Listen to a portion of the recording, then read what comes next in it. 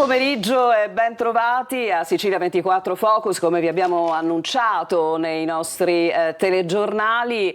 Oggi questo Focus andrà in onda in una edizione più ampia perché vogliamo dedicare questa puntata della vigilia di Natale al Centro di Cardiochirurgia Pediatrica del Mediterraneo, il San Vincenzo di Taormina. Sono state tante le puntate che abbiamo dedicato a questo centro, alla sua storia, che peraltro in questa occasione ha bisogno certamente di notizie, di sapere cosa ne sarà di una eventuale nuova proroga, e alla luce di nuove cose che hanno riguardato anche informazioni attraverso altri programmi, altre inchieste, noi oggi vogliamo assolutamente aprire uno spiraglio per cercare di fare chiarezza sui numeri che riguardano il CCPM, i numeri che ci sono stati ufficialmente comunicati, ma vogliamo anche parlare della narrazione che vi abbiamo fatto, ovvero dell'eccellenza che rappresenta questo luogo sul territorio. Lo faremo con tantissimi ospiti. Vado immediatamente a salutare quelli che ho in studio con me. Alla mia sinistra la collega Valeria Maglia, che ha sempre seguito ovviamente come ufficio stampa, possiamo già dirlo, più che altro come passione, ma come professionista. Come amica. Ma sei una professionista. Grazie. Il CCPM quindi conosce tutte le vicende che ruotano attorno al centro di cardiochirurgia, ma lo ricordiamo, direttore di Medical Excellence. Grazie quindi Roberta, e grazie a tutti voi ovviamente per l'attenzione che ci mostrate sempre. parte attiva del movimento, diciamo, di passione, di amore, di speranza, anche di sofferenza che ruota attorno al CCPM, il comitato dei genitori. I genitori hanno capito di avere certamente una forza importante e si sono uniti in un comitato che oggi è rappresentato qui da Salvatore Primavera. Buon pomeriggio. Grazie, buon pomeriggio a voi. Allora, ci colleghiamo subito, visto che parliamo di numeri, di qualità, di eccellenza, di chiarimenti da fare. Lo facciamo intanto collegandoci con Messina. Ringrazio tantissimo, lo faccio già adesso, tutti gli ospiti che stanno intervenendo in una giornata un po' particolare, che è per l'appunto la vigilia di Natale. Sarà un modo, perché no, di fare degli auguri un po' particolari. Lo vedete in testa ai nostri collegamenti. Saluto e ringrazio Giuseppe Cucci, direttore generale dell'ASP di Messina. Buon pomeriggio Cucci. Buon pomeriggio. E poi saluto anche Antonio De Luca, deputato regionale Movimento 5 Stelle. Buon pomeriggio De Luca. Buon pomeriggio a tutti. Tanti esperti avremo, tanti medici, tante professionalità importanti a testimoniare anche appunto delle parole che spesso noi giornalisti buttiamo lì, ma non siamo dei medici, non siamo degli scienziati, ma siamo dei giornalisti e abbiamo bisogno di dare un senso ad alcune parole che vengono assolutamente dette. Quindi saluto Paolo Guccione, il dottore Guccione, direttore della cardiologia all'ospedale San Vincenzo di Taormina, cardiologia pediatrica. Buon pomeriggio. Buon pomeriggio a tutti voi, grazie. Allora, io direi che facciamo ordine subito, perché Sì. quello che interessa intanto tutte le persone che ci scriveranno, tra l'altro il nostro numero è attivo 342 7455 005, intanto è capire come va, come procede quella che è diciamo una attesa importantissima da parte di tutti, ovvero l'ennesima proroga. Perché? E questo ovviamente ce lo dirà il direttore Cucci, per la convenzione che ovviamente lega l'ASP di Messina e il CCPM, è chiaro che il 31 dicembre è alle porte, era la data dell'ultima proroga. Noi sappiamo che il CCPM è stato inserito nella bozza della rete ospedaliera, ma diciamo così, mettiamola come costola dell'ospedale civico di Palermo, la bozza è ancora tale, non abbiamo ancora una rete ospedaliera ufficiale, ma il CCPM non ha smesso diciamo le prenotazioni, le visite. È in attesa di cosa, direttore? Il CCPM in questo momento è pienamente operativo anche da gennaio prossimo. Avremo certamente la possibilità di continuare questa esperienza. Noi già abbiamo pronta la delibera che prorogherà fino al 31 luglio del 2026. In attesa appunto che arrivi anche la proroga ministeriale che mi assicurano dall'assessorato dovrebbe essere in arrivo al più presto possibile. Noi comunque non possiamo fermarci, non possiamo fermare le attività e quindi continueremo ad operare così come abbiamo fatto in tutti questi anni. Quindi diciamo stiamo solo aspettando una firma? Semplicemente un atto deliberativo che verrà predisposto in tempi ragionevolmente brevi, significa il 29 già noi saremo pronti a deliberare, ma già il CCPM sa che deve continuare a prendere in carico i pazienti, che l'attività clinica è regolarmente attiva, quindi non ci sono assolutamente problemi in questo senso. Certamente si tratta di 6 mesi, 7 mesi, insomma alla fine di luglio, e poi cosa ci si aspetta? Che nel frattempo l'iter della rete ospedaliera sia arrivata al punto di chiusura e dunque come dire, il CCPM diventerà costola del civico, cioè ci dica se ci sono invece delle prospettive diverse, poi andiamo subito alla politica, ad Antonio De Luca. Guardi, queste sono delle decisioni che non competono le capacità decisionali dell'ASP di Messina. Noi in questo momento ci limitiamo a garantire la permanenza delle attività assistenziali. Quello che accadrà ovviamente fa parte di una serie di attività decisionali che competeranno la Regione e il Ministero.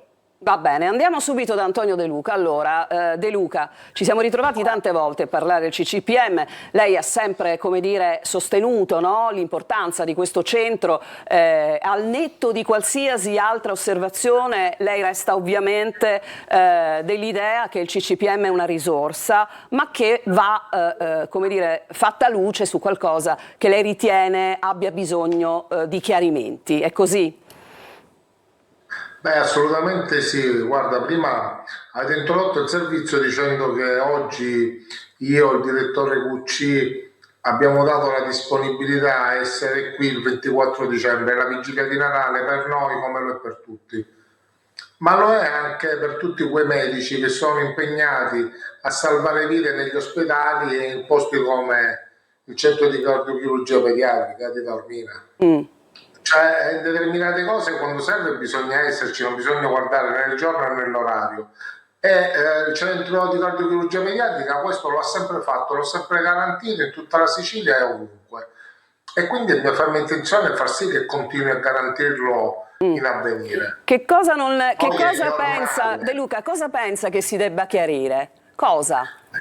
Nel momento in cui il report mi dà dei dati che sono differenti relativamente alla mortalità dell'ECMO tra ASP, Agenas e assessorato, io questo lo ritengo inaccettabile, perché il dato dovrebbe essere identico da qualunque parte provenga, cioè non è possibile che da una parte c'è un dato e da una parte se ne legge un altro. Allora, innanzitutto io nei prossimi mesi voglio avere chiarimenti sui dati, perché sono diversi, qual è quello giusto e soprattutto che in futuro siano gli stessi dappertutto. In secondo luogo occorre affermare quello che comunque anche il report stesso ha affermato, che anche se ci sono delle cose da chiedere su Taormina, sicuramente il centro taorminese è più avanti di quello di Palermo, quindi non comprendo per quale motivo mai dovrebbe fungere da centro periferico rispetto a quello palermitano. Allora, io non sono per le commissioni amministrative, il mio obiettivo è che il centro rimanga fisicamente a Taormina, ma la cosa migliore di tutto è che resti anche amministrativamente e funzionalmente dipendente dall'ASP di Messina, senza commissioni con altre aziende ospedaliere che possono creare solo confusione. Di certo non possono creare miglioramenti, e questa è una decisione che, come ha detto correttamente il dottore Cucci, spetta innanzitutto alla Regione e poi al Ministero, perché non è il Ministero che ci dice dove e cosa mettere. Certo, assolutamente. Se deve chiudere una, sarà Palermo a decidere cosa chiudere, ma io sono pronto a qualunque genere di barricata, perché l'obiettivo è la salvaguardia del diritto alla salute dei bambini e delle loro famiglie, non degli interessi della politica oppure degli interessi di chi su queste cose ci guadagna fior di milioni di euro. Esattamente, e questo credo che sia assolutamente condivisibile. C'era la collega e voleva, poi andiamo sui numeri. Volevo semplicemente dire molto velocemente un'affermazione all'onorevole De Luca. Io ricordo benissimo che il Report anche in altre trasmissioni ha fatto questa, ha sottolineato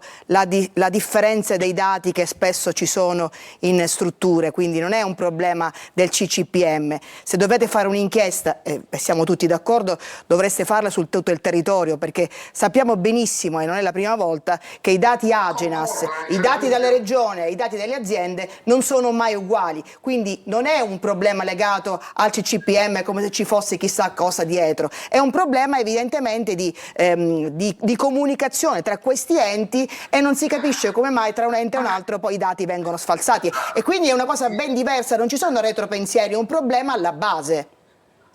Sì, no, ma infatti questo ci deve specificarlo. Io da quello specifichiamolo, perché se diciamo che vogliamo fare un'inchiesta dopo Report è come se i dati del CCPM in qualche maniera non sono coerenti, ma è un problema a livello generale, ecco, ci tenevo a sottolinearlo. Dobbiamo avere chiara due cose. Il primo è che io da quello che ho capito dal Report e l'Agenas fondamentalmente non raccoglie con una certa dovizia questo tipo di dati sulle cardiochirurgie pediatriche in Italia, non in Sicilia, esatto, ma in Italia, perché sono numeri piccoli e quindi anche gli scostamenti percentuali sono banali. Per quanto riguarda la Sicilia è normale che va indagato sia il dato di Palermo che quello di Taormina, è ovvio.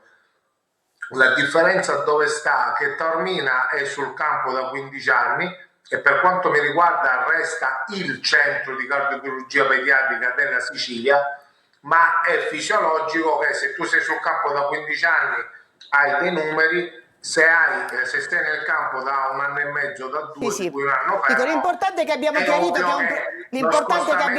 onorevole, che è un problema nazionale, che poi non è solamente legato alle cardiochirurgie, ma è un problema di trasferimento di dati in generale della sanità. E allora andiamo avanti. A proposito di dati, però, De Luca, così come tutti gli ospiti e le persone che ci stanno seguendo, io ho chiesto al direttore QC i dati, anche specificatamente. Il direttore mi ha fornito i dati che stiamo per farvi vedere in 6 slide che vorrei sottoporre al nostro pubblico.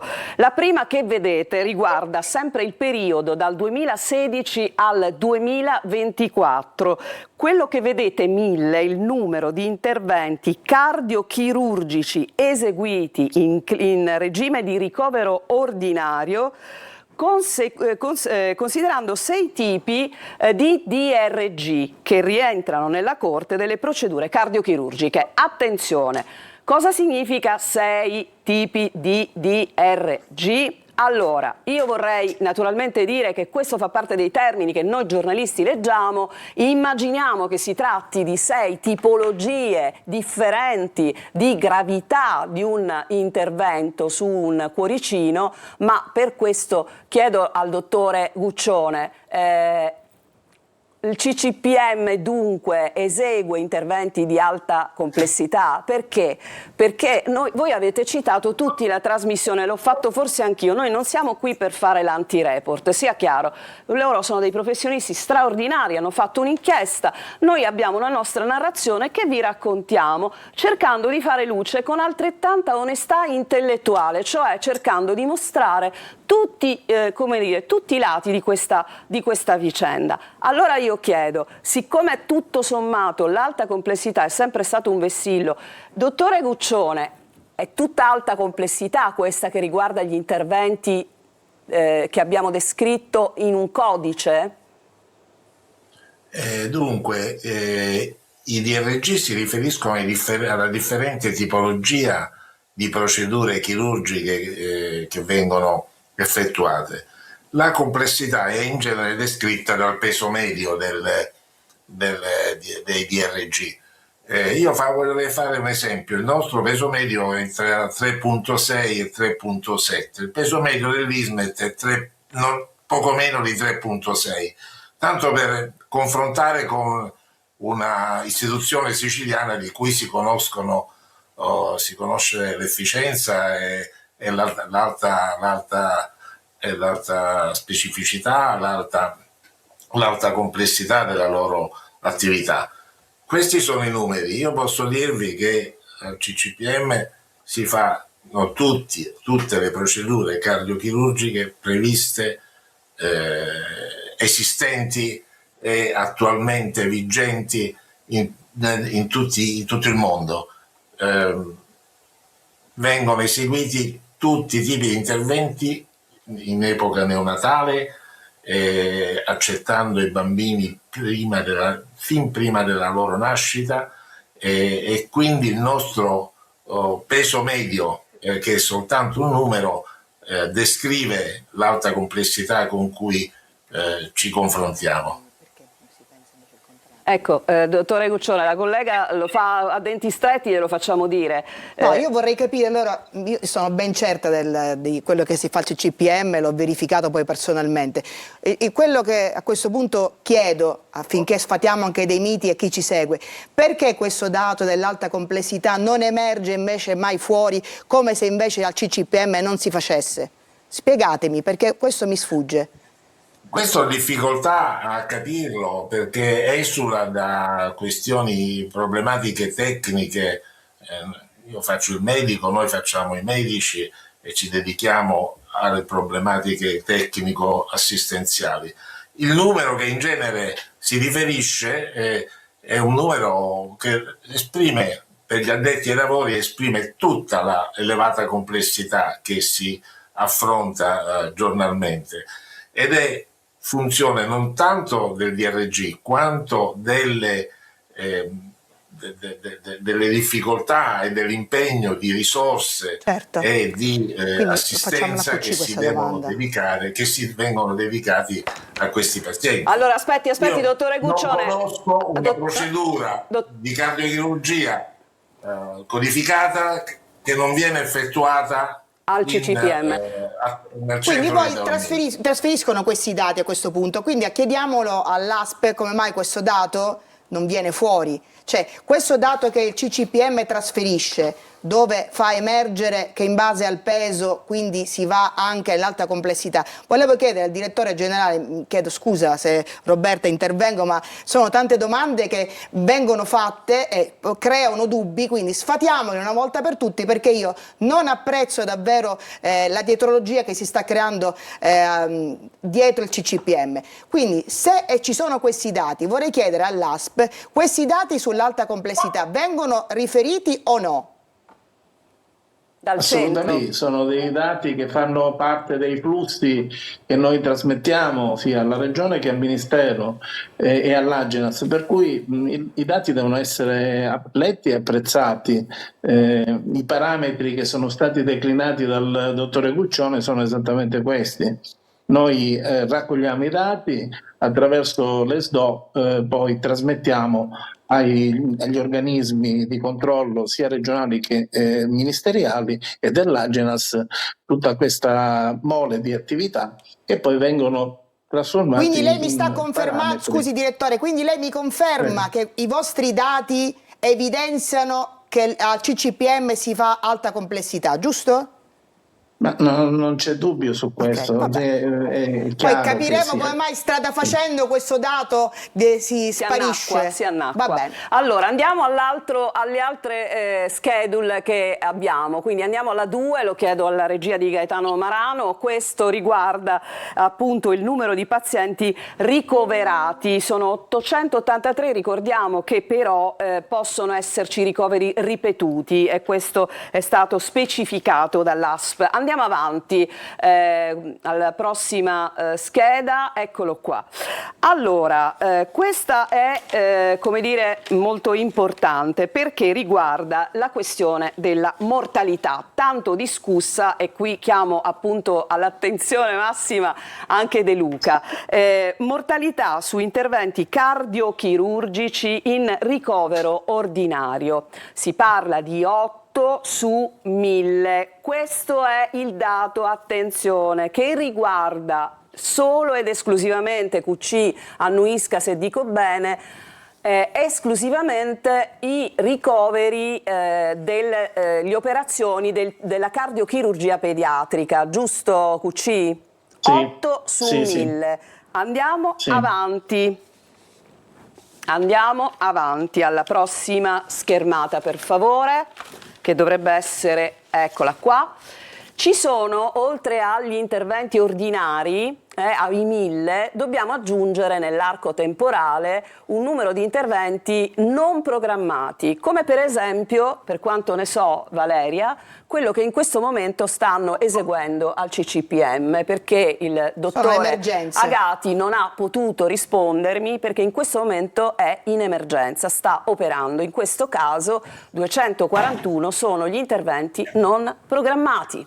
Andiamo avanti. Prossima scheda, le vediamo tutte.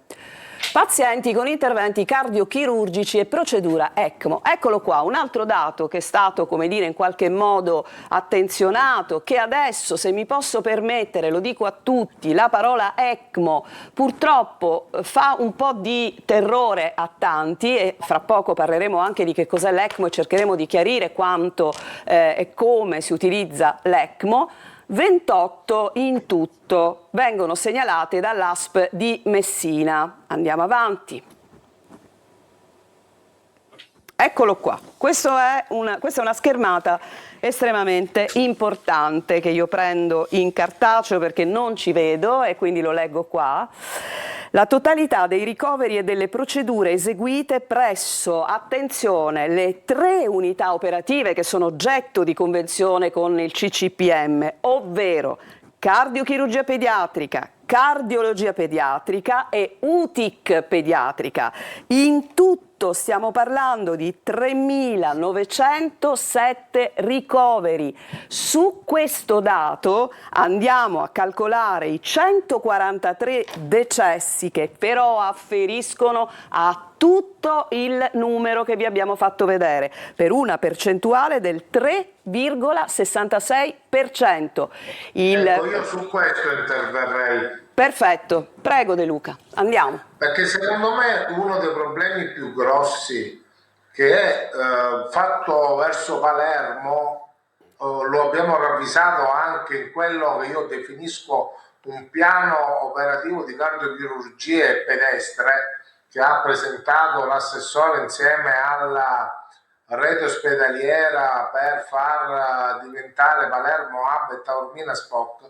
Secondo me questo potrebbe essere uno dei problemi su cui che punto vanno indagati, ossia io non vorrei che qualcuno ha i dati, parla di dati che sono aggregati e qualcuno invece fa riferimento ai dati disaggregati. Qualcuno Cosa in che per senso, esempio De Luca? Mi scusi, in che senso? successo a Qualcuno? Palermo. Perché quando a Palermo loro nella rete ospedaliera mi mettono i dati aggregati che appunto sono cardiochirurgia pediatrica, cardiologia pediatrica e UTIC pediatrica, facevano apparire come se Palermo miracolosamente facesse il doppio, il triplo delle procedure che fa Taormina e peraltro con un DRG doppio, quando invece era esattamente il contrario. E allora per questo vi dico che quando dico che i dati vanno indagati vuol dire che vanno studiati, che io poi non è che sono un investigatore, un magistrato, un carabiniere, io sono un politico, leggo i dati che mi dà la sanità e cerco come posso dire, di analizzarli e capire cosa funziona meglio, cosa si può aggiustare, cosa si può migliorare. Però se io chiedo un dato per un determinato scopo e da una parte si dà un dato aggregato, da una parte si dà un dato disaggregato, per una struttura lo dai aggregato, per un'altra lo sai disaggregato, voi capite bene che paragonare i dati diventa impossibile. Tu come fai a valutare 2 strutture o 4 strutture con un diverso o 100 parametro? Certo. se noi facciamo una gara in altezza, l'unità di misura sono i centimetri. Uno è 1,90 m, uno è 1,92 m, quello di 1,92 m è più alto di 1,90 m, punto, è semplice ed è chiaro per tutti. Questi dati invece vengono gestiti da tutte le parti in maniera diversa. Ecco, anche magari come si vogliono raccontare le cose.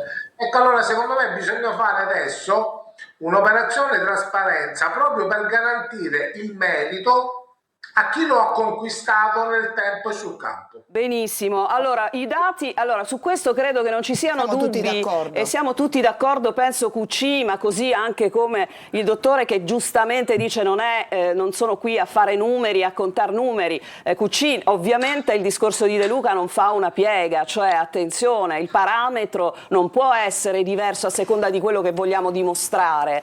Questo è veramente, se mi posso permettere, una cosa quasi criminale. Scusate, perché qua stiamo parlando, tutti siamo lì a dire difendiamo i bambini, dobbiamo difendere la salute dei bambini e poi diciamo si fanno cose del genere. Sarebbe importante e opportuno una chiarezza su tutto il territorio. QC.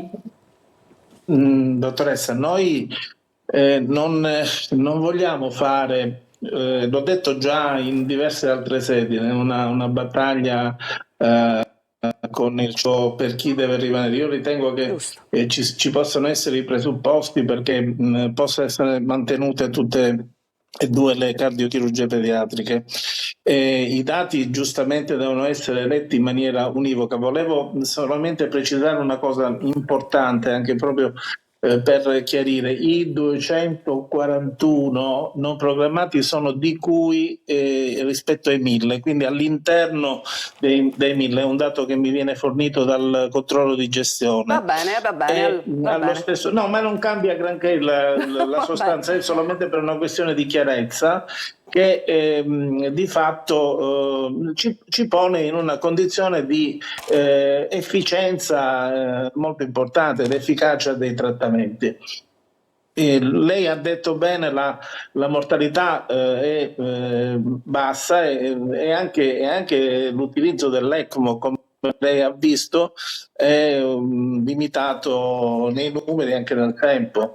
È chiaro che l'ECMO poi sarà il dottore Guccione che ci darà maggiori delucidazioni tecniche e una metodica terapeutica ne parliamo fra poco. molto, ne parliamo fra poco, Gucci. Io volevo chiederle una cosa, dottoressa, come le avevo preannunciato, devo lasciarvi. La salutiamo. Io vi ringrazio. L'ultima cosa alla dottoressa Maglia, solo un attimo. Direttore, scusi, per correttezza, io so che lei, quando ha incontrato, mi assumo so che quando lei ha incontrato la troupe di Report ha dato tutta una serie di dati, giusto? Non solo quelli che sono andati in onda, o sbaglio? Assolutamente sì, abbiamo dato tutti i dati che sono stati richiesti nella maniera più assoluta. Quindi il quadro è stato dato in maniera ampia, poi voglio dire, quello che esce fuori. Ecco, questo ci tenevo a ribadirlo perché è molto importante. Grazie direttore. Direttore, grazie davvero per la sua grande disponibilità, auguro a lei. Colgo l'occasione per augurarvi buon Natale. A lei, grazie davvero, gentilissimo. Allora salutiamo il direttore generale dell'ASP che ci ha già anticipato che il giorno 29 è vero, ci saranno notizie importanti per tutti i genitori, per tutto il comitato e per tutti quanti seguono le sorti del CCPM. Allora De Luca, noi salutiamo anche lei e naturalmente siamo sicuri che tutto quello che stiamo dicendo, tutto quello che si è detto, De Luca, servirà ancora di più a lei e a chi come lei ha a cuore questi argomenti a perfezionare, a oliare, a sistemare certi meccanismi che sono molto importanti. Per cui le dico grazie per essere intervenuto. Io vi saluto e vi faccio gli auguri soprattutto ai genitori. Parliamo con loro adesso. Sì. Perché ho sentito il direttore Iacolino fino a 2 giorni fa per le notizie della proroga e mi ha detto mi ha confermato che era in corso di redazione, anche perché se io avessi avuto notizie allarmistiche o paura che ci fosse qualche problema, ovviamente mi sarei fatto sentire con tutti gli strumenti in mio possesso. Quella della salvaguardia del CCPM e dell'attuale assetto è una battaglia che non mollo, non ho assolutamente cambiato idea, il mio impegno è confermato, anzi sarà sempre più forte, perché io sono convinto che Taormina sia un centro di eccellenza e occorre però anche da questo punto di vista far vedere le cose chiare a tutti in modo che tutti se ne possano rendere conto in maniera serena ed essere tranquilli delle buone cure che si possono ricevere qui. Perfetto. De Luca, grazie davvero, le auguro un buon Natale anche a lei. Auguri a tutti. Come? Arrivederci, buon lavoro. Arrivederci ad Antonio De Luca. Noi adesso però ci fermiamo, apriamo adesso una pagina dopo aver parlato di numeri, lo dico a Salvatore Primavera, lo dico a tutte le persone che ci seguono, perché le testimonianze sono molto importanti, lo sono sempre quando si fanno programmi, quando noi possiamo dire tante cose, ma i genitori, le persone che hanno vissuto sulla pelle queste cose sono oggettivamente il viatico migliore. E prima di andare in pubblicità ci tengo a dire che noi siamo in un abbraccio profondo, grandissimo, di enorme rispetto per qualsiasi cosa faranno, continueranno a fare per il nome di un bambino che non c'è più. Noi siamo con quei genitori e con quelle famiglie che hanno perso i loro bambini, con immenso rispetto. Ci fermiamo e torniamo. Siamo tornati in studio in diretta per Sicilia 24 Focus in questa puntata diciamo prenatalizia dedicata al CCPM. Abbiamo raccontato numeri, abbiamo parlato di come dire della necessità di fare luce e soprattutto di un qualcosa che unifichi davvero le modalità, no, di comunicazione dei numeri, perché su un'unica base si possono fare i paragoni, altrimenti i paragoni ovviamente non reggono. Allora fatemi salutare, perché si è aggiunto a noi il dottore Francesco De Luca, che saluto e ringrazio sempre, eccolo qua, lo vediamo collegato. De Luca è il responsabile della UOSD cardiologia pediatrica del Policlinico di Messina. Buon pomeriggio. Buon pomeriggio a tutti. E allora si è aggiunta anche una mamma meravigliosa, una mamma che ha detto: io devo dire qualcosa, io devo parlare, io devo raccontare. Le faremo raccontare fra poco la sua esperienza con la sua bambina, e saluto dunque Maria Gabriella Fazzi. Buon pomeriggio, è la mamma di... La mamma di Elisa da Enna. La mamma di Elisa da Enna, e questo insomma è un caso che racconteremo fra poco. Allora, a tutti i collegati resta sempre con noi il dottore Guccione, che saluteremo solo fra un po'. Voglio però adesso dare la parola a Salvatore Primavera. Salvatore Primavera è, come dire, in questo momento colui il quale rappresenta in questo studio una fetta importantissima del CCPM, il Comitato dei Genitori. In questo momento Primavera ci racconterà la sua storia, ma forse aveva voglia di una cosa prima di questa. Mi ha chiesto e io sono qui per ascoltarla.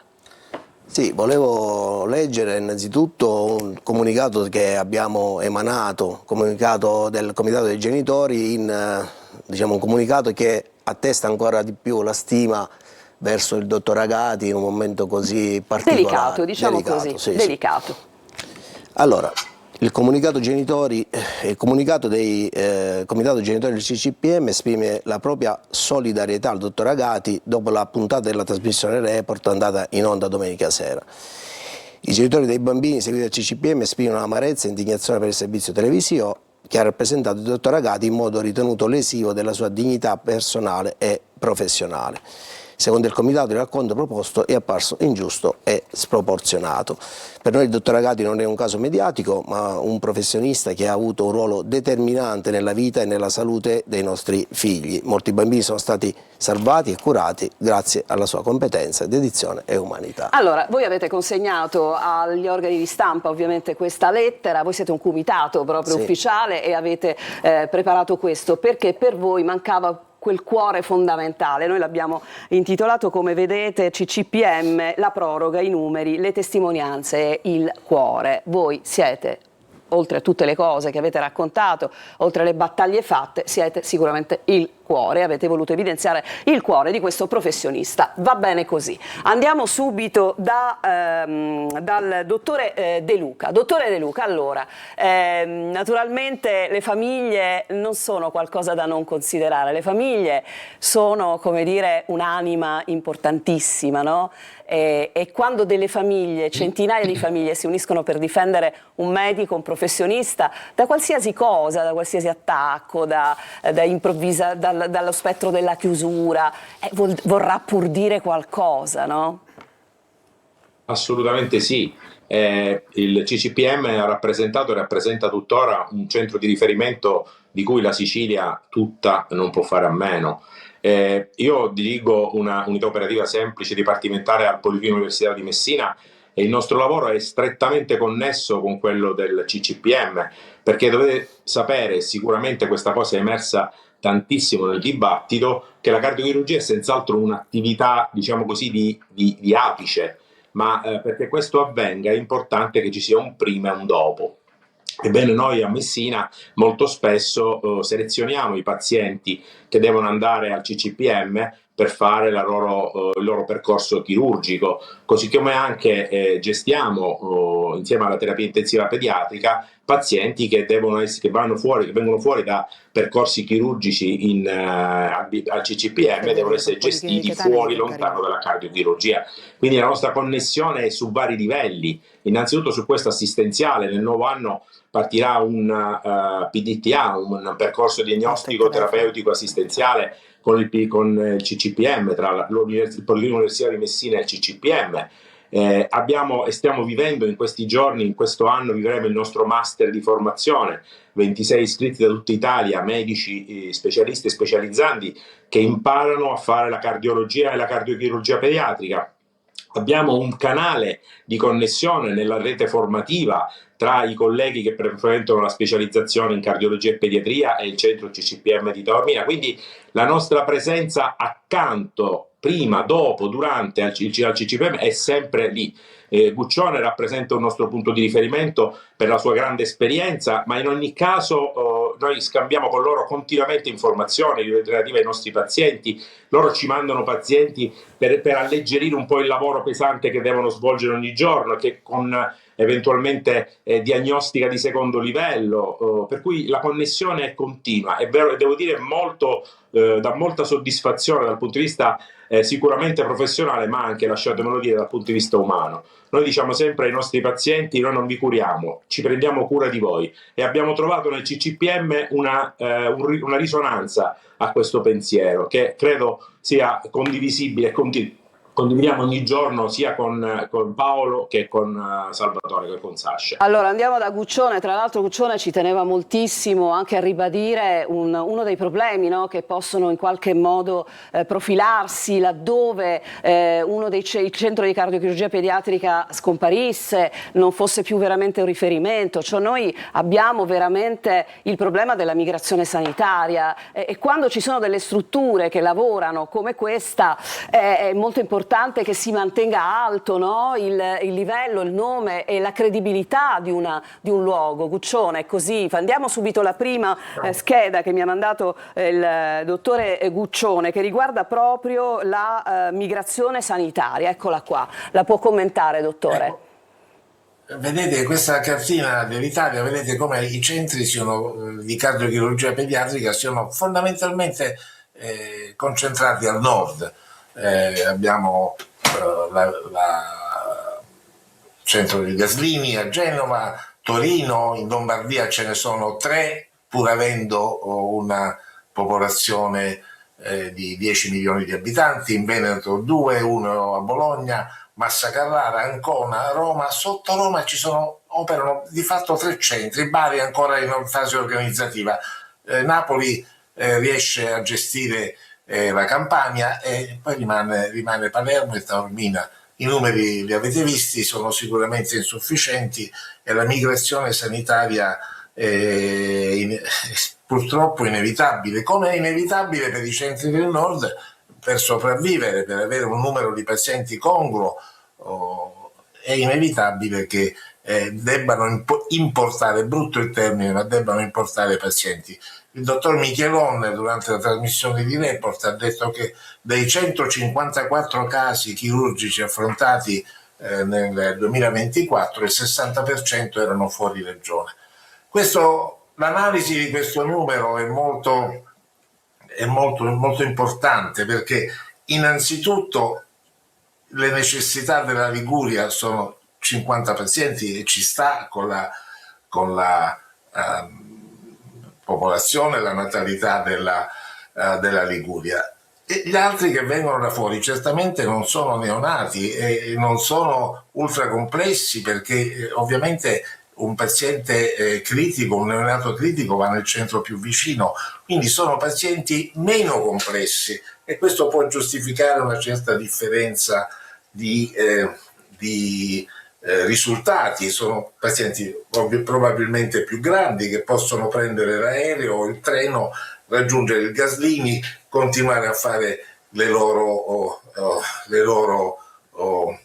visite successivamente al Gaslini. Questo è un fatto sociale e politico e questo è un messaggio che lancio ai politici, perché dobbiamo rinforzare la capacità di tenere i pazienti in Sicilia offrendo assistenza qualificata e quindi grazie al master, grazie alla cultura e alla collaborazione con l'Università di Messina è sicuramente uno dei nostri obiettivi. Allora, aspetti, dottore Guccione, nel frattempo mandiamo anche la seconda schermata che lei mi ha fatto avere. Io ho capito bene, cioè lei dice laddove chiaramente c'è un indice di mortalità molto basso, noi abbiamo saputo anche dello 0% del Gaslini e quindi naturalmente facciamo i complimenti, però dico ho capito, mi è sembrato di capire che lei vuol dire se diciamo si operano bambini molto molto piccoli, chiaramente si eleva la percentuale possibile di mortalità, cioè laddove e soprattutto quando parliamo della problematica delle cardiopatie congenite, che come stiamo vedendo da questa schedule che lei ci ha mandato, sono nell'isola segnalate nel numero di 350, con cure neonatali. Questa è un'estrapolazione personale che parte dal dato di natalità ufficiale della Sicilia. Nel 2023 sono nati 35.489 bimbi. Considerando l'incidenza delle cardiopatie congenite, che è circa l'1%, ci sono 350 nuovi bambini con un problema al cuore. Un terzo di questi, e quindi circa 100, hanno bisogno di cure neonatali. Praticamente questo assorbe tutta l'offerta che noi siamo in grado di dare in Sicilia. Dobbiamo fare di più e anche meglio. Quindi incrementare, non distruggere. Dobbiamo far uscire i nostri pazienti, dobbiamo accoglierli nelle nostre strutture e dobbiamo continuare a offrire assistenza qualificata. Perfetto. Io ho lavorato da molti anni in questo settore e vi posso dire che ho la coscienza assolutamente tranquilla su quello che stiamo facendo. Volevo fare un commento sui numeri dell'ECMO. Sì, vada veloce perché siamo, come dire, dobbiamo passare proprio all'ECMO. Sì. L'ECMO è una misura straordinaria che consente la sopravvivenza del paziente quando per problematiche cardiache o respiratorie tutti gli altri presidi, tutto quello che si poteva fare di convenzionale è stato applicato. Ovviamente anche dopo un intervento cardiochirurgico con difficoltà post-operatoria, l'ECMO può essere utilizzato ed è certamente misura. Abbiamo visto i numeri. L'ECMO è però usato anche in tante altre condizioni. Faccio qualche esempio: la miocardite acuta. Il paziente ha un'infiammazione, fino a quel momento sano, ha un'infiammazione del muscolo cardiaco che lo porterebbe a morte, a meno che non si riesca a vicariare la funzione del muscolo cardiaco con la macchina. Paziente con insufficienza respiratoria grave, neonato, il nostro gruppo prende l'ambulanza, lo va a prendere in Sicilia, anche a Reggio Calabria, lo assiste con l'ECMO, lo fa sopravvivere e cerca di cambiare la storia di questi pazienti. Quindi dire che tutti gli ECMO fatti siano esito di fallimento della chirurgia non è allora, reale. Gli ECMO, grazie. Abbiamo in reparto un bambino che da molti mesi è assistito e ha un'infiammazione del cuore, una miocardite. E quindi dentro questo numero di ECMO c'è, e sono stati quantificati i fallimenti, le difficoltà post-operatorie, ma ci sono tante altre. Io per esempio, che lavoro in emodinamica, ho utilizzato l'ECMO quando la risposta alla terapia transcatetere è stata mediocre. Ultimo, recentissimo, diagnosi prenatale con scompenso cardiaco grave del feto. Il feto viene fatto nascere, prima di decidere se è operabile o meno lo assistiamo, perché se no non avremmo neanche il tempo di capire cos'ha e il paziente ci sfugge di mano. Questa è la funzione dell'ECMO, non è misura del fallimento della cardiochirurgia. Aiuta la cardiochirurgia, come lo stesso dottor Michelon ha utilizzato. Io ho lavorato con lui, lo stesso dottor Michelon in passato, quando ha utilizzato l'ECMO, e giustamente, correttamente, con beneficio anche. Perfetto, dottore Guccione, io le chiedo perdono, ma la devo congedare perché abbiamo da fare entrare altri collegamenti, proprio perché, anzi perché ha anticipato tutta la questione che riguarda l'ECMO, e tra poco ne parleremo anche un po' in dettaglio, perché è come se insomma si sia in qualche modo creato un allarme, no, sull'utilizzo di questo importante salvavita, diciamo così, Valeria, è questo? Sì, io vorrei dire molto velocemente due cose, approfittando dell'intervento del dottore Guccione, che ringrazio tantissimo, perché forse vorrei renderlo più facilmente per chi ci segue da casa. Taormina accetta casi davvero estremi che altri ospedali non accettano, fino a uno a pochi giorni fa. Quindi è molto facile che quando gli altri ospedali, quando vengono chiamati, dicono no, questo bambino non ce lo prendiamo, e io mi assumo la responsabilità perché lo posso dire bene, e invece Taormina lo prende. È normale che le problematiche aumentano a Taormina rispetto ad altri centri che invece non prendono questo tipo di bambino. E poi chiudo molto velocemente per andare con l'ECMO.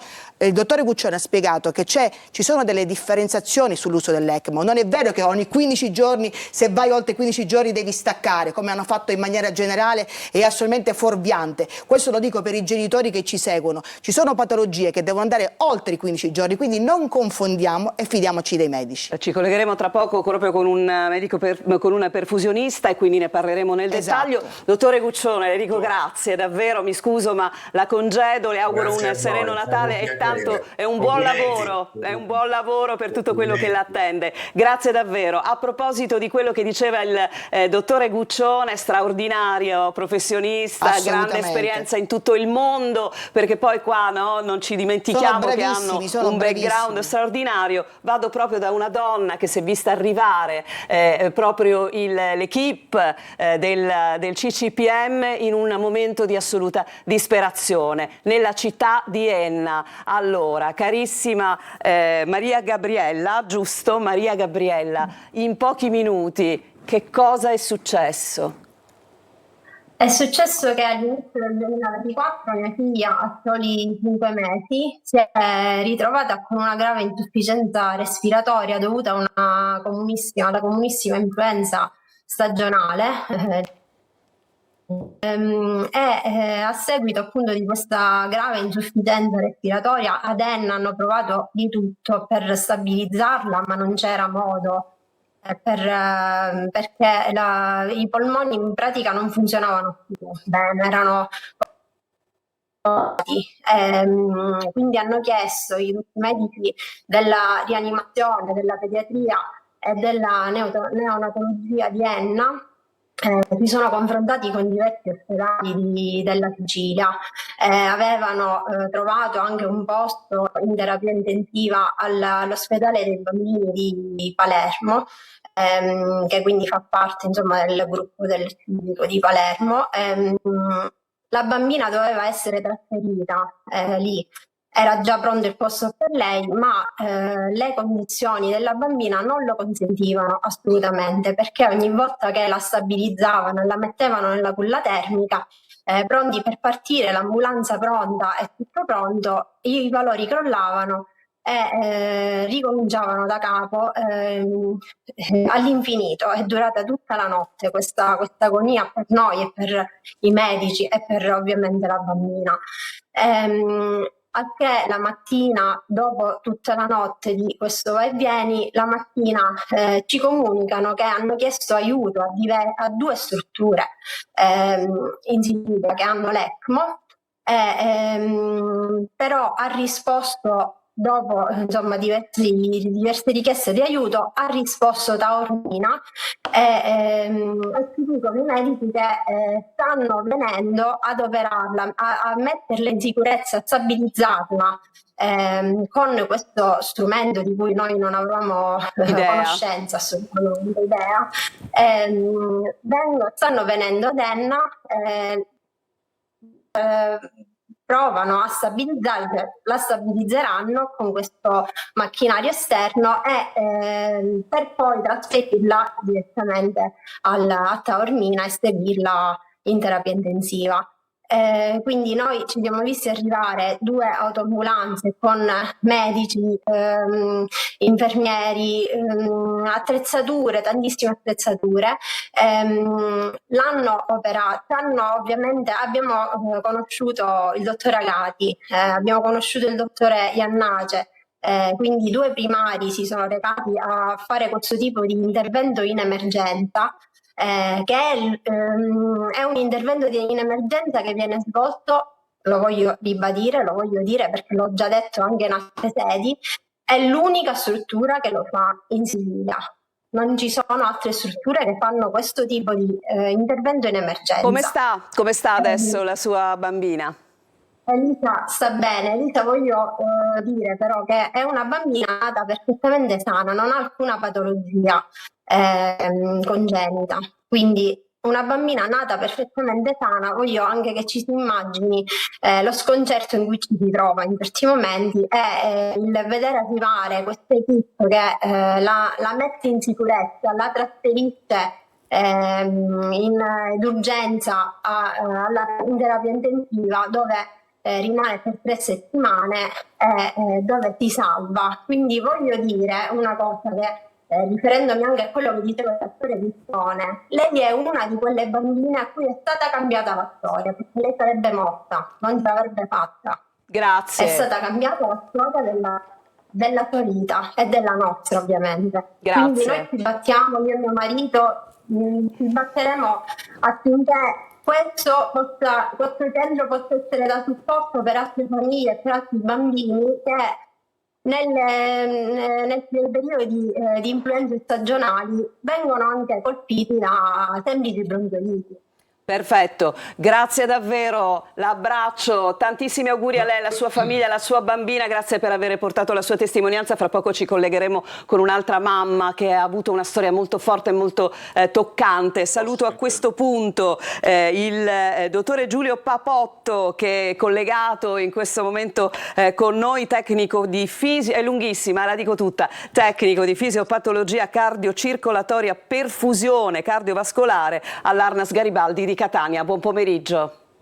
Buon pomeriggio a lei, buon pomeriggio agli ospiti e al pubblico. Con una decina di anni di esperienza proprio in cardiochirurgia, quindi insomma ha vissuto molto da vicino, no, quelle che sono le esigenze dell'ECMO in queste situazioni. Già il dottore Guccione aveva anticipato in qualche modo quelli che sono le meraviglie, no, di questo salvavita, che è stato definito certamente tale, ma con una serie di indicazioni, tra virgolette, di paletti sull'utilizzo da un punto di vista temporale. Cercheremo di capire se è così fra poco. Assolutamente Fatemi sì. tornare dal dottore De Luca. Dottore De Luca, continuerete naturalmente, l'abbiamo capito, insomma, questo filo conduttore, no, con il CCPM, imminente la firma di un'ennesima proroga. Che cosa sarebbe senza questo centro, anche per voi, diciamo così? Allora, la storia della bimba di Enna ci ha fatto capire quanto nel computo delle competenze ci debba essere per forza una capacità di creare rete. Ecco, io allora vorrei rilanciare questo discorso, piuttosto che stare a difenderci da quello che è stato detto e stato fatto contro il CCPM. Vorrei dire che se riusciamo in Sicilia, e qui mi faccio riferimento all'onorevole De Luca, che sicuramente ci sta ascoltando, ad una struttura una rete costruita bene che possa mettere in collegamento tutti quelli che lavorano nel campo della cardiologia e della cardiologia pediatrica, io credo che si possano ottenere dei risultati fantastici, ovviamente mettendo all'apice di questa piramide il CCPM, ma allo stesso modo è importante che ci siano colleghi ad Enna che hanno saputo tenere in vita questa bimba che poveretta aveva una situazione respiratoria molto grave, oppure da altre parti della Sicilia, in modo da dare il tempo al CCPM di poter intervenire in maniera corretta e competente. Quindi io dico, il CPM sì, creazione di una rete efficace altrettanto sì. E noi a Messina credo che possiamo essere un punto di riferimento, essendo un ospedale universitario con tantissime competenze anche extracardiologiche che possono risultare utilissime nella gestione di questi piccoli pazienti. Quindi noi ci saremo, ora partirà questo PDTA nell'anno prossimo che ci permetterà di fare ancora più unione tra le due strutture, passaggio di competenze, crescita professionale reciproca. Quindi grazie a voi per questa bellissima trasmissione e soprattutto grazie al dottor Agati che veramente io lo chiamo in qualsiasi momento del giorno e della notte, mi ha sempre risposto e mi ha sempre dato una possibilità, e questa è tante volte quella che manca a molti poveri bimbi e lui la possibilità la dà. Grazie. Grazie davvero dottore, buon Natale anche a lei. Allora abbiamo un filmato che andiamo subito con quello che significa l'ECMO. Nel frattempo fatemi salutare questa mamma meravigliosa, coraggiosa, che onestamente merita insomma ancora più considerazione per quanto mi riguarda, perché la vedete collegata da un luogo che è riconoscibilissimo in essere un ospedale. In questo momento lei si trova a Monza, signora Letizia Rivolta, buon pomeriggio. Grazie, buon pomeriggio a tutti. Sono all'ospedale Niguarda di Milano. Ah, è a Milano, in questo momento vicino è a dove Niguarda. abitiamo noi.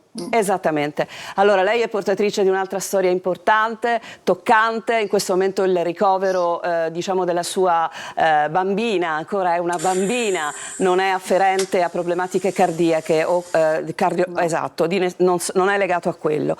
Allora non entriamo nel merito, facciamo mille auguri, riesce a guardarci un po' prima di entrare con noi in collegamento, ce la fa?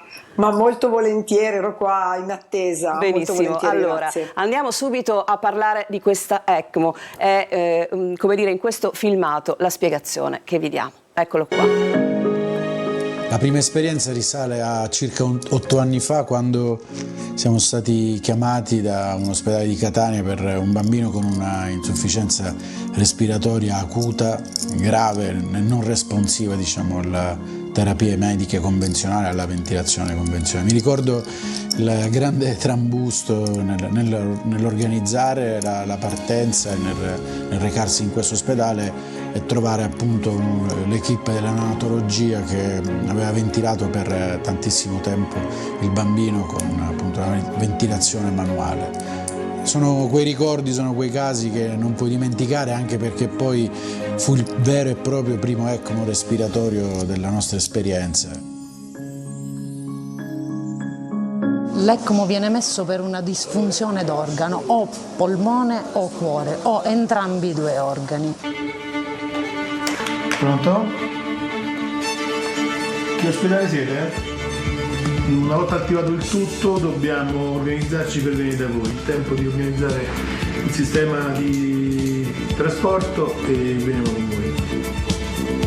È una procedura d'emergenza all'interno del nostro reparto, ovviamente anche all'esterno, nel senso che veniamo attivati in caso di insufficienza respiratoria neonatale nella quasi totalità dei casi. Quando viene attivata la macchina appunto di trasporto ECMO, tutto parte da una chiamata da ospedali esterni che possono essere Catania, Messina, ma siamo arrivati anche ad Agrigento. Tutti ci precipitiamo in ospedale per il recupero dei nostri materiali, di ciò che serve in emergenza, e da qui si parte con un'ambulanza o con un elicottero verso la destinazione, quindi l'ospedale di destinazione dove troviamo il bambino. Lei è la nostra piccola? Alice non finirà mai di ringraziarvi, perché avete fatto tanto. Alice, sono passati già quasi 3 anni, Alice è stata trasportata da Licata al CCPM di Taormina. È stata dura, è stato veramente brutto, le paure erano tante ma lei è stata una piccola guerriera. Insomma, in sintesi è quello che accade molto spesso, no? Il Salvo Primavera commentava con uno sguardo, annuiva, sorrideva, diventa quasi normale, ma normale proprio, normalissimo, forse non è tutto questo, o forse dovrebbe sempre essere così in tutte le strutture, in tutti gli ospedali. Dovrebbe essere sempre così. Purtroppo sono delle patologie dove il tempo è tutto e dove l'intervento, diciamo, deve essere veloce, perché diciamo, fa la differenza tra la vita e la morte. Esatto, esatto. Mio figlio ha 3 anni, si chiama Tommaso, lui ha una patologia grave, un truncus arterioso. È la stessa patologia, mi perdoni se forse mi corregge, che è stata riscontrata in una bimba nell'ultima missione del CCPM. Sì, esattamente, la bimba che verrà trasferita a gennaio perché non è stato possibile operarla lì in Benin, verrà trasferita a gennaio proprio per la gravità della patologia e quindi verrà curata qui a Taormina. Naturalmente sono delle patologie particolari dove appunto il CCPM interviene. Io, per quanto riguarda anche l'emergenza, volevo sottolineare che un bambino, dopo essere stato operato, ha necessità di una continua assistenza. Mio figlio, dopo essere stato operato, dopo 2 mesi ha avuto un'emergenza notturna e quindi siamo andati a Taormina praticamente, ma noi siamo di Acireale, in pochissimo tempo. Pensare di chiudere una struttura o di depotenziare una struttura del genere e fare un viaggio in altre regioni o dall'altra parte della regione è una cosa impossibile da pensare. Ecco, quindi il suo bambino è stato operato a quanti anni? No, mio figlio è stato operato a 15 giorni a cuore aperto. 15 giorni a cuore aperto, quindi una vaga alta complessità forse, sì, ecco sì, così, sì, vaga. sì, già aveva subito un'altra operazione a un giorno di vita, un'ernia diaframmatica che non c'entra niente col cuore. Però ha dovuto poi subire, dopo 15 giorni, questo intervento a cuore aperto, poi dopo 1 anno e mezzo è stato messo uno stent, e dovrà naturalmente nel corso della sua vita, finché naturalmente comunque non diventerà adulto, subire altri interventi perché dovrà essere sostituito il condotto che è stato praticamente impiantato. Quindi per lei è un rapporto ininterrotto, no? Che non si può interrompere. Ma non solo per me. Per lei, ovviamente, sì, per sì, suo figlio, è necessario avere questo riferimento, è no? fondamentale, perché un bambino con cardiopatico non guarisce, rimane cardiopatico a vita, quindi dovrà fare controlli e sempre altri interventi, di solito in base alla patologia, diciamo, che ha. Allora, dottore Papotto, abbiamo detto cose giuste finora sull'ECMO, che è la sua materia ovviamente importante, principe, e partiamo subito da là. Ci sono dei paletti nell'utilizzo, cioè noi ci dobbiamo sempre attenere, voi vi dovete sempre attenere a delle linee guida, degli standard, oltre i quali non si va? Sono un punto di riferimento per il nostro sistema sanitario nazionale. Io le rispondo con una battuta, diciamo. Negli anni 70 il nostro padre fondatore dell'ECMO, il dottor Robert Bartlett, un chirurgo luminare statunitense, ha portato avanti per tanti anni il concetto dell'ECMO, migliorando sempre di più la sua tecnologia. Lui ha dimostrato nel corso degli anni come la scienza e la compassione verso gli ammalati, i nostri pazienti, e la sua perseveranza, come si può salvare la vita anche lì dove sembra impossibile, perché questo è quello che ci ha insegnato. L'ECMO ci permette di salvare le vite dove magari si può pensare che la cosa sia impossibile. Il concetto dell'ECMO è stato spiegato correttamente, io cerco di farvelo capire in maniera un po' più pratica. L'ECMO non è altro che un cuore e un polmone artificiale e viene utilizzato, è una tecnica altamente avanzata che viene utilizzata lì dove i nostri ammalati, i nostri pazienti hanno, come già è stato detto, dei deficit cardiaci e polmonari. Quindi noi andiamo a sostituire completamente o parzialmente la funzionalità del cuore e la funzionalità del polmone, o viceversa. Quindi, come è stato detto anche correttamente prima, L'ECMO non per forza deve essere una metodica cardiochirurgica, l'ECMO è una metodica che serve per dare una chance, io la definisco una scialuppa di salvataggio.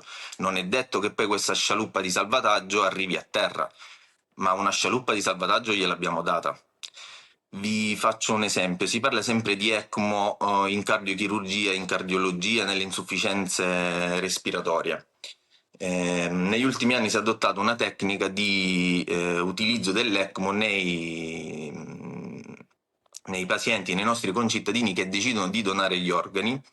Quindi noi andiamo a prelevare degli organi sui pazienti ahimè purtroppo deceduti. L'ECMO ci permette di rigenerare questi organi e dare vita ad altre persone.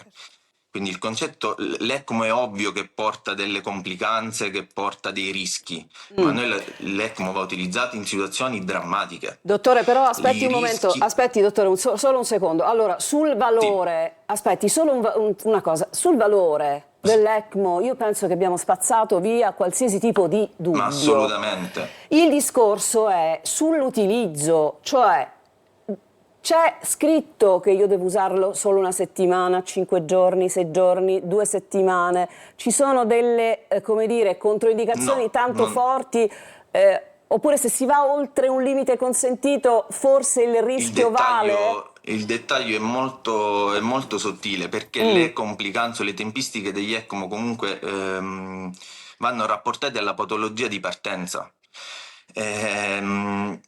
Cerco di farvi capire un altro concetto. Un grande medico, tra l'altro catanese, il dottore Coci, medico legale, mi ha sempre spiegato che ci sono 3 eventi che possono causare una mortalità in medicina legale: un evento iniziale, un evento intermedio e un evento finale.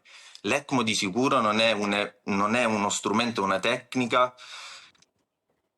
che può essere come evento iniziale, capiamoci. Quindi non c'è realmente una tempistica. Poi ovviamente in base alla patologia, gli studi clinici, i dati statistici ci dicono come può evolversi l'andamento di quella patologia o di quel trattamento. Perfetto. Però, quindi dobbiamo attenerci a delle linee guida, a delle regole, ma la valutazione va sempre fatta in base alla situazione che si sta vivendo, giusto? Assolutamente, tra l'altro una cosa che tra virgolette non è stato detto, ma perché magari non si attenziona, quando si parla di ECMO non c'è un medico, non c'è una persona che gestisce, non ci siamo solo noi perfusionisti o il cardiochirurgo, ogni decisione che viene fatta con un team multidisciplinare, quindi molteplici professionisti che uniscono la loro conoscenza e cercano di risolvere la situazione. Dottore, la devo fermare perché è giusto che io vada da Letizia Rivolta, che in questo momento è in ospedale con la sua meravigliosa figlia. È stata protagonista di una cosa che lei non dimenticherà mai, me l'ha detto tante volte perché noi ci siamo anche scritte. Ci racconta che cosa è successo alla sua bambina e qual è stato il suo rapporto, il motivo del suo rapporto da Monza con il CCPM. Inizio anche solo col dire che quando ho visto il dottor Agati e la Sicilia, gli ospiti lì, mi è già venuto la commozione solo vedendoli, quindi già questo dice molto. Noi eravamo in vacanza 2 anni fa in Sicilia e Fede aveva già avuto da piccola un intervento cardiologico, lei ha una sindrome di Marfan, quindi non produce collagene. E poi niente, siamo andati, lei è cresciuta, non è accaduto niente, aveva, manifestava dei problemi, però sono stati un po' sottovalutati. Siamo andati in Sicilia e Federica non è mai uscita dalla stanza. E come ogni cosa non arriva per caso, c'è stato un pediatra che l'ha vista, che era in vacanza al villaggio, ha subito inviato l'ambulanza, l'elisoccorso, e siamo arrivati all'ospedale di Modica, dove lì hanno fatto uno smistamento, hanno detto che Federica era possibile che non c'era assolutamente più niente da fare, gli avrebbero fatto un esame che avrebbe fatto capire se mandarla all'ospedale, diciamo, dove andava terminale, oppure se c'era una piccola speranza sarebbe andata al CCPM, ma nessuno di noi pensava, un po' in maniera discriminante, che in Sicilia ci potesse essere una perla nascosta come quella, no? Perché da noi non si sente parlare di una realtà così potente. E niente, siamo arrivati e mi ricordo il dottor Agati ci ha detto che insomma per la scienza questa bambina era morta, cioè loro non si spiegavano come mai Federica fosse ancora viva, cioè dice non è possibile avere una aorta di 8 centimetri. Ciao Valeria, che bello vederti. Non era possibile, non c'è nessun caso clinico né uno studio c'era. E quindi io mi ricordo che sono morta dentro, cioè proprio tac tac, no, un genitore sa cosa vuol dire. Io mi ricordo che Agati è arrivato, io non l'avevo mai visto, e dice allora, per la scienza questa bambina è morta, non può essere viva, cioè non c'è un libro che possa spiegare come mai lei c'è, ma secondo me è protetta. Io parto anche da quello, ecco, lì ci ha acceso una fiamma. Federica ha fatto 12 ore di intervento e noi abbiamo vissuto un miracolo, noi che piaccia o no, ma non è un miracolo per chi crede o non è credente, è una serie di coincidenze aver trovato quest'uomo che io vi giuro, noi in questo momento siamo in ospedale per altre storie, per i polmoni, un'operazione al ginocchio. E io dico, cacchio, ma se ci fosse un Agati e il suo team anche per il polmone, se ci fosse un Agati e il suo team anche per il ginocchio? Cioè, io faccio spesso questo pensiero, però io credo nella vita, ho fede nella vita. Agati per me e loro sono un qualcosa che, come dire, non è spiegabile, è un'unione tra la competenza e l'umanità. E che noi vogliamo, dipende dove uno vuole guardare, no? Le persone.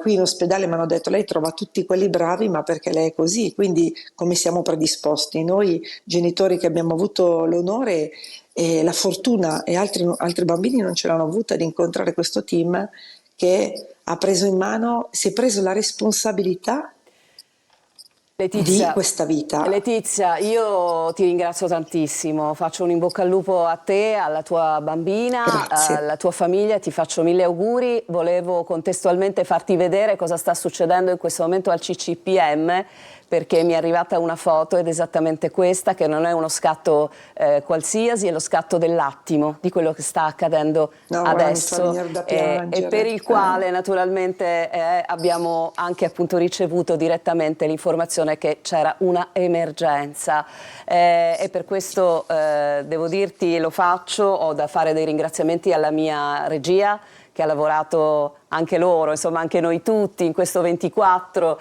di dicembre con passione, con amore, con rispetto, con abnegazione. Quindi grazie davvero, approfitto proprio grazie a questo scatto per ringraziare tutti i tecnici della rete e anche insomma la nostra editrice che ci ha concesso questa trasmissione Fiume dedicata al CCPM, perché il territorio ha bisogno naturalmente di strutture come questa, la nostra sanità siciliana non è tutta da buttare. Grazie Letizia, grazie davvero. Allora, siamo quasi in chiusura e io vorrei un'ultima parola con Papotto che è collegato da un po'. Allora, mi dica una cosa. Bellissimo il racconto della mamma. Bellissimo, ed è bellissimo. proprio, avete preso la testimonianza di quello che ci è stato almeno mi è stato insegnato nella mia professione, che la vita può essere sostenuta anche quando sembra impossibile. Assolutamente. Perché, le ripeto, ritornando al discorso delle linee guida, ok, ci danno una dritta, ma un modo di percorrere in maniera corretta un percorso terapeutico, ma poi ci vuole anche l'umanità e il rischio di poter affrontare determinate scelte. Ha detto la parola per dare una giusta. possibilità in Lei più. ha detto la parola rischio. Ritengo che il rischio sia, come gli incidenti, come gli errori, siano tutte parole che sono disgraziatamente nel novero, no, della vostra attività. Chi non fa non rischia, chi fa rischia. Va bene, allora salutiamo anche lei e ringraziamo lei per la sua presenza e la sua attività. Valeria, tu che sei, come dire, anche una maestra di televisione, chi ho dimenticato? No, non abbiamo dimenticato nessuno, è stata, credo che io auspico che questa trasmissione porti un po' di luce. Il dottor Agati con il team del CCPM si prende casi molto complessi e come avete sentito anche che altri definiscono ormai impossibili, cioè li danno per spacciati. Questo ovviamente mette a maggior ragione a rischio chi affronta delle problematiche complesse. Molte volte vanno bene, purtroppo altre volte non vanno bene, però io vi dico perché seguo con tanta passione questo centro e ho profonda stima per tutti loro. Non ho mai visto nessuno di loro rinunciare a un caso, seppur tanti altri ospedali lo davano per spacciato. Ho sempre sentito questa frase: tentiamo finché possiamo di salvare questa vita umana. Questo ha dei rischi, ovviamente, come ha detto anche il dottore Papotto, se fai i rischi aumentano, se non fai i rischi diminuiscono. E chiudo dicendo una cosa. Mi addolora vedere quei puntini rossi con tanti centri al nord, nonostante la popolazione sia inferiore, nonostante non ci dovessero essere i centri, per cui qua in Sicilia dobbiamo lottare per averli, pur avendo una popolazione pari a quelle di altre regioni che hanno 2 o 3 centri. E capisco che ci sia una politica che vuole andare a togliere dei centri al sud, perché altrimenti non potrebbero giustificare la presenza di più centri al nord, ma questo non è corretto, perché la vita umana dei bambini del meridione vale più come quelli del nord. Auspico che tutte le famiglie che ci seguono possano avere più fiducia nella nostra sanità e mantenere i bambini nei centri d'eccellenza come il CCPM. Grazie. Allora, Salvatore Primavera, lo sa quanti mi stanno scrivendo nella nostra linea WhatsApp? Io faccio una fatica incredibile e sono sicura che ci resteranno malissimo. Lei poi raccoglierà tutti gli scontenti, perché è sempre un po' il parafulmine, no? Fatemi anche ringraziare, scusate, ma perché questo è fondamentale, Matteo Arrigo, videomaker straordinario che segue il CCPM in tutte le missioni, bravissimo, che ci ha fornito anche dei filmati molto, molto belli, per cui non si arrabbieranno, perché la causa c'è. Lo sa che faccio? Leggo soltanto questo. Noi siamo calabresi, ecco, se n'è andato. Noi siamo calabresi, il CCPM non deve chiudere, mia figlia è stata operata 4 giorni dalla nascita dal dottore Agati e dal dottore Calvaruso, tra qualche giorno compirà 7 anni. E con questo io vi ringrazio. Grazie a te, Valeria, Roberta, grazie a te. a Salvatore Grazie Primavera a te. e a tutti i nostri telespettatori. Noi continueremo a seguire questa avventura.